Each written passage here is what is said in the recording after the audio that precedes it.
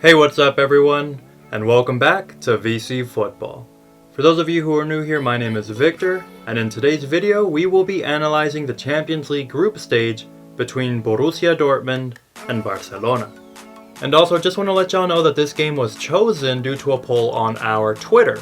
In the end it was a very close poll, but only one vote made the difference.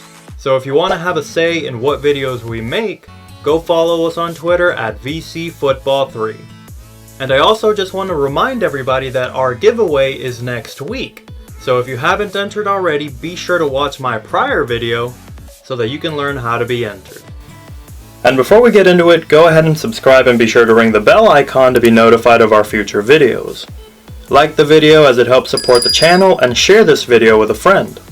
We post football focused videos every single week, so don't miss out.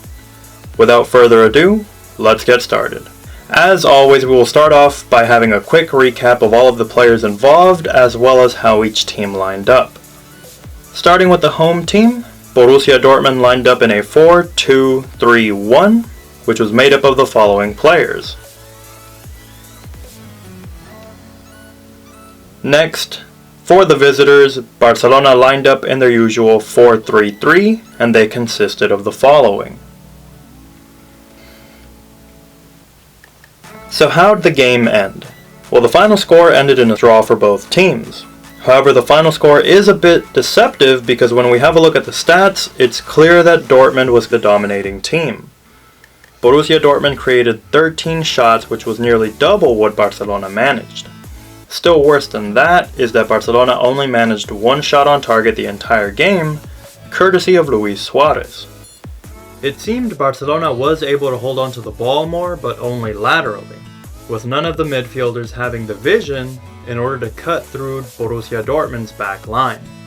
In addition, Barcelona have Ter Stegen to thank for saving them blushes with some crucial saves, which included a penalty.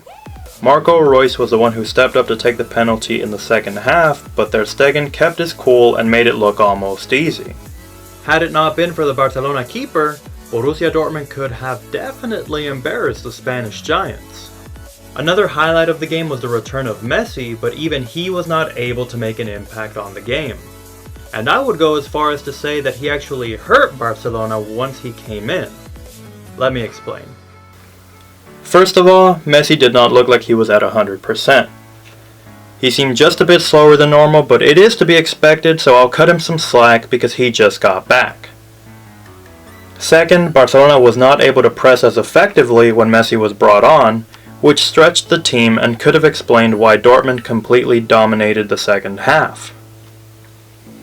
And last but not least, reliance on Messi is still as apparent as ever.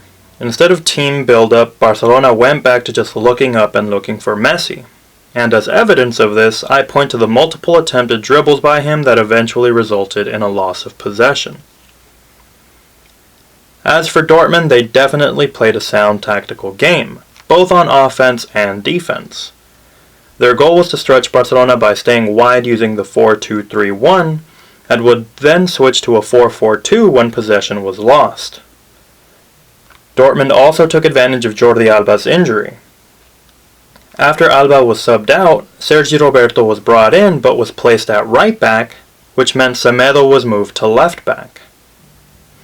Dortmund took advantage of Semedo not playing in his preferred position, and this was clear from the volume of attacks that came from the right flank. It is important to note that it was Semedo who was at fault for the penalty. It may have not been converted, but is still worth mentioning. So what are the key takeaways from Barcelona's first Champions League game of the season? Well, for starters, Barcelona needs to figure out their attacking formation. True, Messi is back now, and that's definitely going to boost Barcelona, but Valverde needs to figure out how to optimize Griezmann, who is clearly struggling on the left wing. I still think he would play at his best in a 4-4-2 alongside Messi, but it looks like Valverde is not willing to let go of the 4-3-3. I do have to give props to Griezmann though, because he is definitely one of the hardest workers on the team. He is constantly tracking back to help the defense whenever Barcelona loses possession. True, some of the critics might say that's a bad thing, but his work rate cannot be questioned.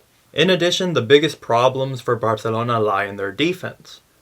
Specifically, Piqué, who is becoming a liability in the back because of his speed, or lack thereof. Same thing goes for Lenglet. Anytime Barcelona plays a team with pace, they struggle. And it definitely showed in this game just as it did against Liverpool last year. And while Busquets may be a midfielder, because he sits between the center backs, I'm just going to go ahead and include him here. Just as with Piqué, Busquets is not getting any younger. I for one did agree with Valverde when he made the decision to sub Sergio Busquets out in the 60th minute and move De Jong to cover his role. And the reason I feel this way is because Busquets no longer has the speed or the endurance to excel in this position, but De Jong does. And De Jong is Busquets' natural successor. So there we have it, everyone. Barcelona have now won only once from the last 8 Champions League away games. Do you think Barcelona is going to rebound against Inter de Milan in their next Champions League game? As always, leave a comment below of why or why not.